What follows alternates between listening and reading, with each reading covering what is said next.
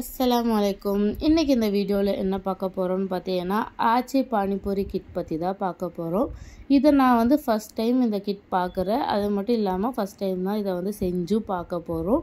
So என்னோடய husband கீழே கடையில் திங்ஸ் வாங்க போகும்போது இதை பார்த்தேன் அப்படின்னு சொல்லி வாங்கிட்டு வந்திருந்தாங்க. ஸோ அவங்களும் இதை புதுசாக பார்க்குறாங்க, ஒரு வாட்டி ட்ரை பண்ணி பார்த்துடலாமே அப்படின்னு சொல்லிட்டு வாங்கிட்டு வந்திருந்தாங்க. செஞ்சு தரியான்னு கேட்டிருந்தாங்க. ரொம்ப நாள் ஆகுது இதை வாங்கி பண்ணணும்னு நினச்சிட்டு இருந்தால் மறந்தே போயிடும். ஸோ இன்றைக்கி பண்ணிடலாம் அப்படின்னு சொல்லிட்டு ஸ்டார்ட் பண்ணியாச்சு.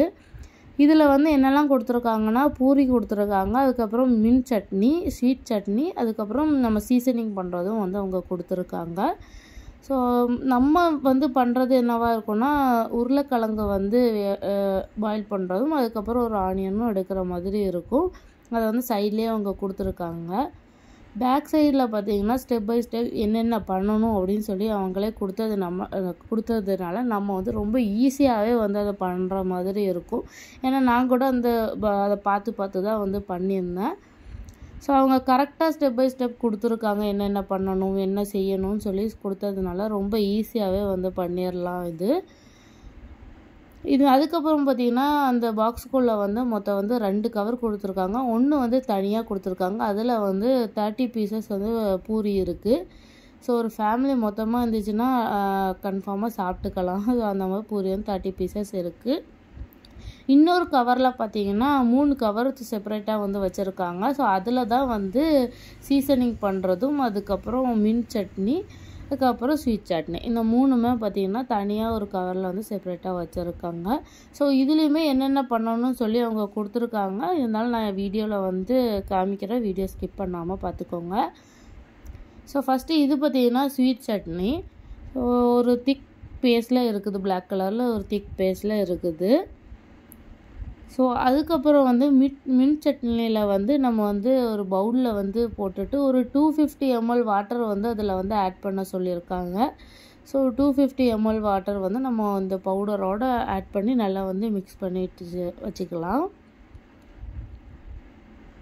ஸோ இப்போ நல்லா மிக்ஸ் பண்ணி வச்சுட்டு இதையும் ரெடி பண்ணி வச்சாச்சு. இப்போ பார்த்தீங்கன்னா ஒரு வெங்காயத்தை நான் ஃபுல்லாக குட்டி குட்டியாக கட் பண்ணி வச்சுருக்கேன். அதுக்கப்புறம் நான் ஒரு மீடியம் சைஸ் உருளைக்கிழங்கை நல்லா பாயில் பண்ணி இந்த மாதிரி மேஷ் பண்ணி வச்சுருக்கேன். அது கூட நம்ம கட் பண்ணி வச்சுருந்தோம் இல்லையா உருளைக்கிழங்கு வெங்காயம், ஸோ அதையும் இது கூட சேர்த்து நல்லா மிக்ஸ் பண்ணி விட்டுக்கலாம். அதுக்கப்புறம் அவங்க கொடுத்துருந்தாங்கல்ல சீசனிங் சொல்லிட்டு, ஸோ அதை இது கூட சேர்த்து இதையுமே பார்த்திங்கன்னா நல்லா மிக்ஸ் பண்ணி விட்டுடலாம். ஸோ இந்த 3ஐயும் பார்த்திங்கன்னா நல்லா எல்லா இடத்துலையும் படுற மாதிரி நல்லா மிக்ஸ் பண்ணி வச்சுக்கோங்க.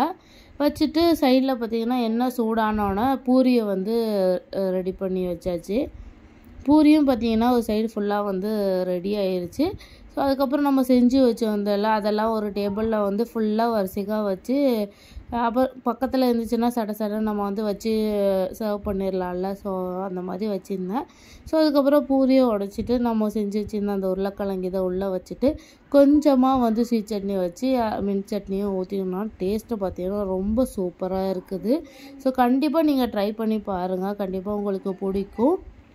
ஸோ வீட்லேயே எல்லாத்துக்குமே பார்த்திங்கன்னா இது பிடிச்சிருந்துச்சு. ஸோ உங்களுக்கு இந்த வீடியோ யூஸ்ஃபுல்லாக இருந்திருக்கும்னு நினைக்கிறேன்.